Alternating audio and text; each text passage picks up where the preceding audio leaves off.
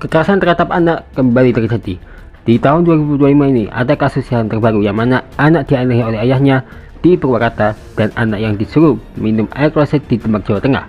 Kasus ini begitu miris, bahkan yang paling miris adalah Angelin Megawe yang dibunuh pada 16 Mei 2015. Dibunuh oleh Margaret. Siapakah Margaret tersebut dan apa motif dan kronologi kejadian itu terjadi? Berikut di balik kematian Angelin tahun 2015.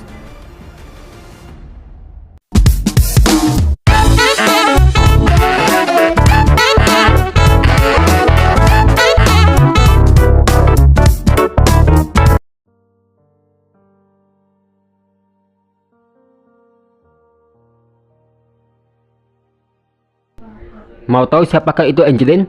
Angelin lahir pada tanggal 19 Mei 2007 di sebuah klinik di daerah Canggu sebagai putri dari seorang ibu bernama Hamidah dan ayah bernama Ahmad Rosyidi. Ia adalah putri kedua dari 3 bersaudara. Namun para anggota keluarga ini kemudian tinggal terpencar karena orang tuanya bercerai setelah melahirkan putri ketiga. Anak sulungnya, Inna 20 tahun, tinggal bersama keluarganya ayahnya di Rogo Jambi, Banyuwangi. Sementara Aisyah 12 tahun, anak bungsu, tinggal bersama neneknya di desa Tulungrejo, Banyuwangi. Sementara itu Angelin bersama orang tua angkatnya yang terakhir tinggal di Sanur Demansar, tempatnya di Jalan Sedap Malam.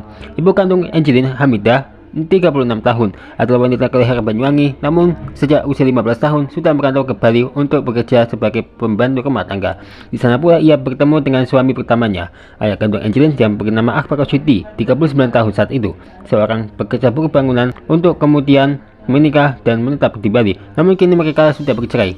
Hamidah sudah menikah kembali dengan seorang pemuda Bali dan mereka sudah memiliki 1 orang putra. Sekarang Hamidah sudah tidak lagi bekerja sebagai pembantu rumah tangga.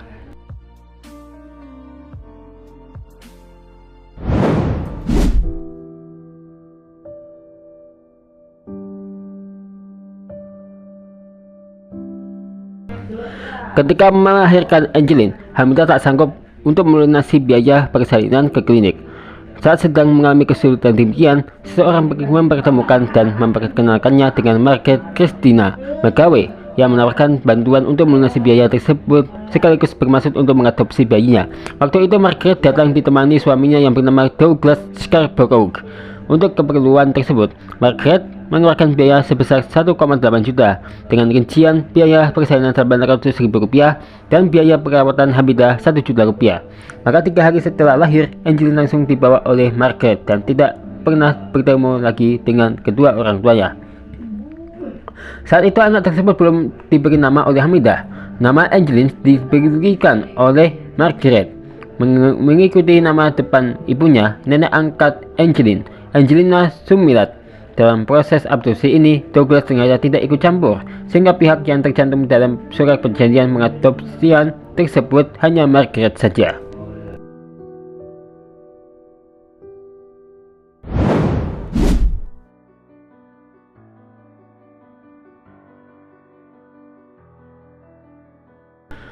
Singkatnya, Angelin diterima di keluarga angkatnya dan diperlakukan sebagaimana anak kandung Margaret lainnya. Ia mempunyai 2 kakak angkat, yaitu Yvonne Kalore Megawe 47 tahun dan Krishna Terli Megawe 38 tahun. Angelin tumbuh sebagai anak yang ceria yang selalu berkomunikasi dengan menggunakan bahasa Inggris dengan Margaret. Keluarga ini sempat berpindah-pindah tempat tinggal, diantaranya ke Pekanbaru, Bekasi, dan Bali. Ayah angkat Angelin, Douglas, dikabarkan sangat menyayangi anak angkatnya tersebut. Namun kemudian Douglas meninggal dunia pada tanggal 17 September 2008. Margaret tampak terpukul dengan kematian suami keduanya tersebut. Dalam pengasuhan Margaret sebagai orang tua tunggal pada tahun-tahun terakhirnya, diduga Angelin mengalami banyak kekerasan, baik secara fisik maupun mental. Diketahui bahwa ibu angkatnya tersebut menjadi seorang yang temperamental. Dari foto-foto yang ada dan kesaksian dari guru di sekolahnya, tampak bahwa pada tahun terakhir kehidupannya, ia mengalami penurunan berat badan. Angelin juga tinggal di rumah yang tidak layak huni karena dikelilingi oleh kandang ayam dan berbau tidak sedap. Walaupun mereka adalah keluarga yang secara ekonomi berkecukupan.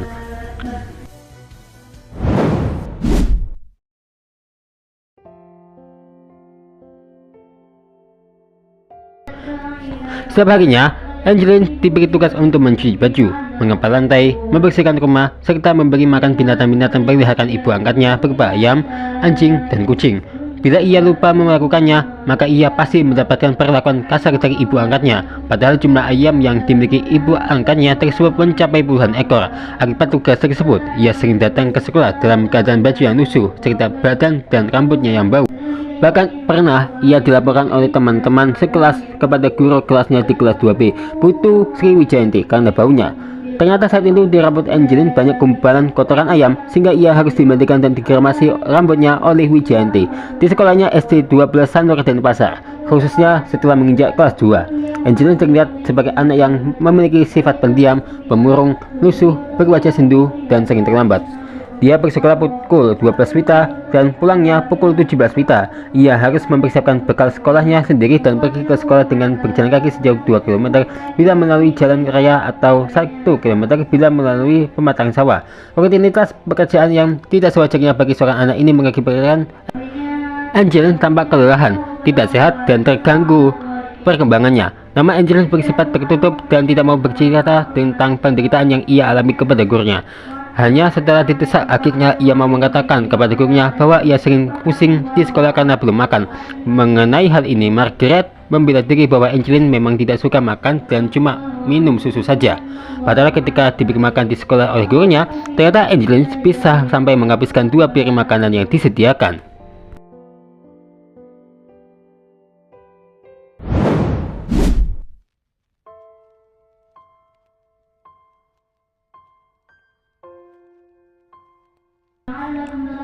Mengetahui keadaan yang dialami Angelin, kepala sekolahnya ikut turut sempat berniat untuk mengotopsi anak tersebut. Ia meminta wali kelas Angelin untuk menyampaikan niatnya kepada Margaret, namun Margaret melarangnya dengan alasan Angelin mempunyai tanggung jawab berupa berbagai tugas dan kewajiban yang harus dilakukannya di rumah. Walaupun banyak bukti yang menyatakan Margaret adalah seorang yang temperamental, tetapi ia tetap tidak mau mengakui kesalahannya sebagai ibu angkat yang tidak mengasuh Angelin dengan baik, apalagi sampai melakukan kekerasan. Ia malah mengaku menyayangi Angelin dan anak itu pun menyayangi dia. Ia berdalih memberi berbagai tugas kepada Angelin semata hanya untuk mendidiknya agar mandiri. Ia mengaku tidak mau dipisahkan dengan Angelin, sehingga ketika mendengar bahwa Komnas Perlindungan Anak akan mengambil hak asuh anaknya, ia berang dan menyatakan akan membunuh siapapun yang akan mengambil anak itu dari sisinya. Kasih sayang Margaret kepada Angelin juga diungkapkan oleh mantan tetangganya di Pekanbaru. Saat mereka berkunjung ke Pekanbaru, ia melihat hubungan Margaret dengan anak angkatnya itu selainnya hubungan ibu dengan anak kandungnya. Pengacara Margaret, Hotma Sitompul, juga menyatakan bahwa salah satu bukti Margaret menyayangi anak angkatnya itu adalah pemberian nama ibu kandung Margaret kepada anak tersebut.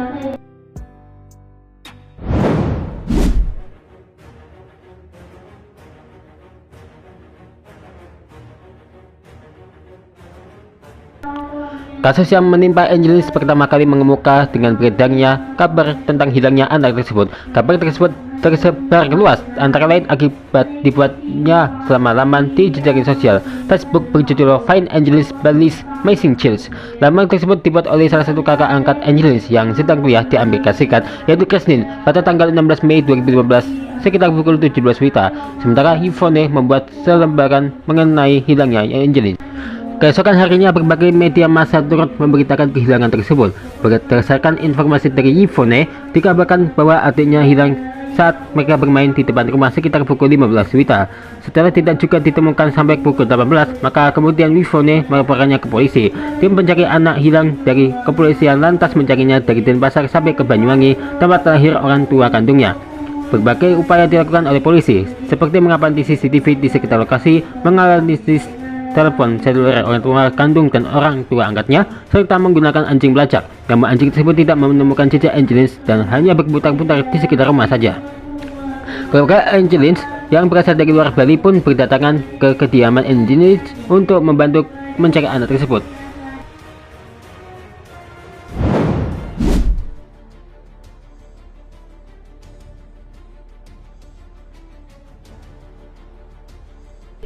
Nah, kasus kehilangan anak ini juga menarik perhatian dari Komisi Nasional Perlindungan Anak Indonesia, sehingga ketuanya Aris Merdeka Sirait beserta 2 anggota timnya datang kembali untuk melakukan dialog dengan Polresta Denpasar dan Polda Bali. Mereka juga kemudian berkunjung dan menemui Margaret di rumahnya. Saat itu Margaret memperkenankan mereka untuk melihat kamar dan ruangan di dalam rumah.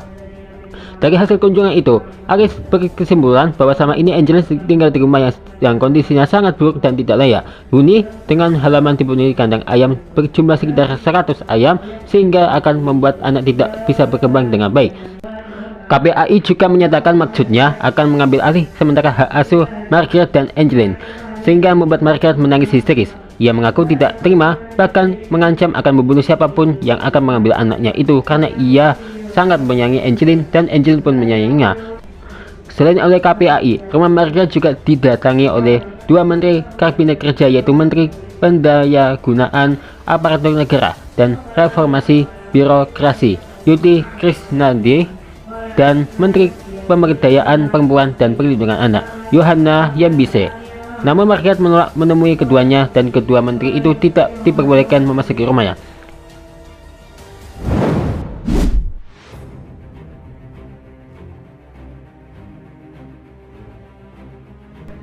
Hilangnya Angelin juga dibantu penanganannya oleh Pusat Pelayanan Terpadu Pemberdayaan Perempuan dan Anak P2T P2A Kota Denpasar, yang merupakan perpanjangan tangan pemerintah Kota Denpasar yang menangani perempuan dan anak. Mereka juga sudah memiliki kekhawatiran bahwa hilangnya Angelin bukan karena dicuri atau melarikan diri, tapi justru dibunuh. Hal ini dinyatakan oleh pendampingan hukum P2T P2A Siti Sapurah tanpa mencurigai siapapun termasuk ibu angkatnya. Hal tersebut didasari minimnya indikasi yang mereka temukan bahwa Angelin hilang di sekitar rumah atau diambil seseorang, sehingga mereka menduga bahwa Angelin dihilangkan, dikubur atau dibunuh. Apalagi saat polisi melakukan pemeriksaan, Margaret tidak kooperatif dan ada ruang di Margaret yang tidak boleh dimasuki orang lain kecuali orang terdekatnya dia. Ditambah lagi karena mantan pembantu Margaret yaitu Agus Tai Hamba Mai pernah mengatakan bahwa suatu hari sebelum dilaporkan hilang, hidung Angelin berdarah karena dipukul ibunya.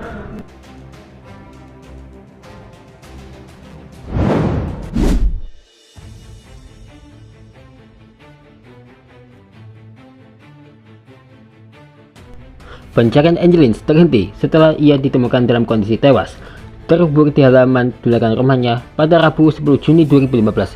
Naas, jenazahnya dalam kondisi sudah membusuk di bawah pohon pisang, ditutup sampah, terkubur bersama bonekanya. Otopsi segera dilakukan di instalasi forensik di RSUP Sanglah, pimpinan Dr. Ida Bagus Putu Adit, DMF SPF. Dari hasil otopsi, Angelin diketahui meninggal sejak 3 minggu sebelumnya. Di tubuh jenazah ditemukan luka-luka kekerasan berupa memar pada wajah, leher, serta anggota gerak atas bawah. Di punggung kanan jenazah juga ditemukan luka sundutan rokok. Selain itu ditemukan pula luka lilitan dari tali plastik sebanyak 4 lilitan. Sebab kematiannya dipastikan karena kekerasan benda tumpul pada wajah dan kepala yang mengakibatkan pendarahan pada otak.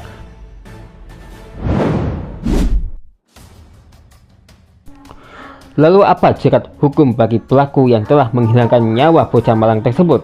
Ditunggu kelanjutannya untuk hukuman bagi pelaku yang telah membunuh Angelin.